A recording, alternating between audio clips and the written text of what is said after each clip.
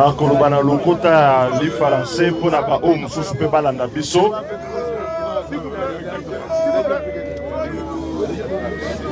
Le C64, la coalition des associations, de forces politiques et de personnalités ici présentes, a fait sa déclaration du 19 mai et avait mis en garde M. Tshisekedi et son régime pour ne pas continuer avec cette loi référendaire et son projet funeste de changement de constitution.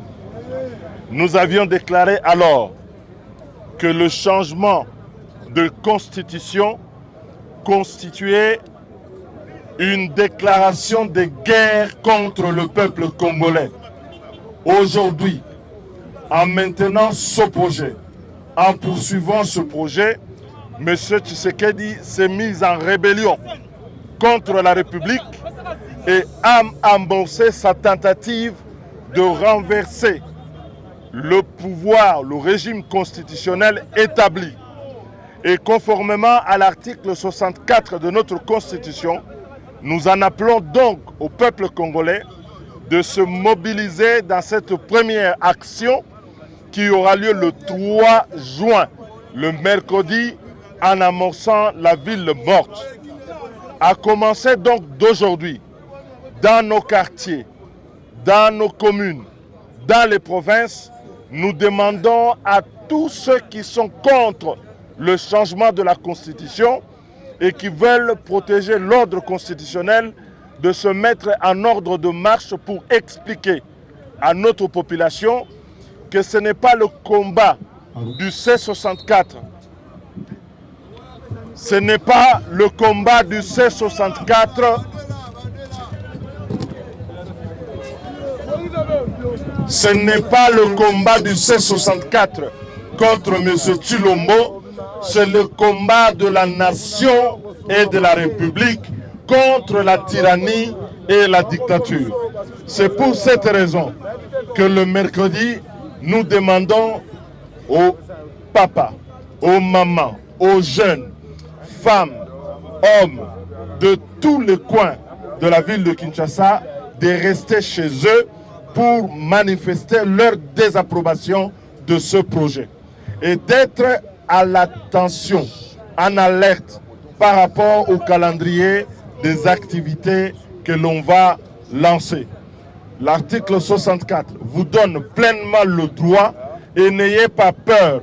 Nous allons affronter ces pouvoirs à main nue pour les plaquer au sol parce que nul ne peut exercer plus de 2 mandats comme président de la République en République démocratique du Congo. Comme je l'ai dit tout à l'heure, nous avons quitté ce jour la conférence ou la plénière de l'Assemblée nationale par rapport au point qui devait traiter des conditions d'organisation du référendum. C'est une proposition de loi. Nous avons considéré que cette proposition de loi tendait à contourner les articles 219 et 220 de la Constitution qui interdisent d'abord qu'il y ait un référendum pendant la période de guerre ou pendant la période d'état de siège, et il y a certaines matières qui ne doivent pas être touchées pendant la guerre. En même temps, l'article 220 définit les matières qui ne peuvent pas être touchées dans la Constitution. Mais la proposition de loi qui a été mise sur la table fixe la ruse de manière à ce que, par des mesures exceptionnelles, on puisse changer ce cadre qui est un cadre verrouillé.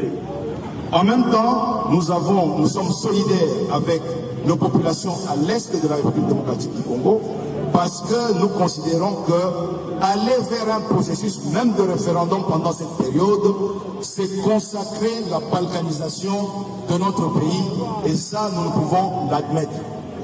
Parce que si le référendum est fait, notamment sans une partie de notre population, de notre peuple qui se trouve à l'est sous occupation des rebelles et appuyés par le Rwanda notamment, d'autres sont sous la torture de l'AFC et les autres. Et cela va amener notre pays à une balkanisation qui sera une balkanisation légitime. Et ça, au niveau de notre organisation C64, c'était la ligne rouge qui nous a été fixée à ne pas franchir.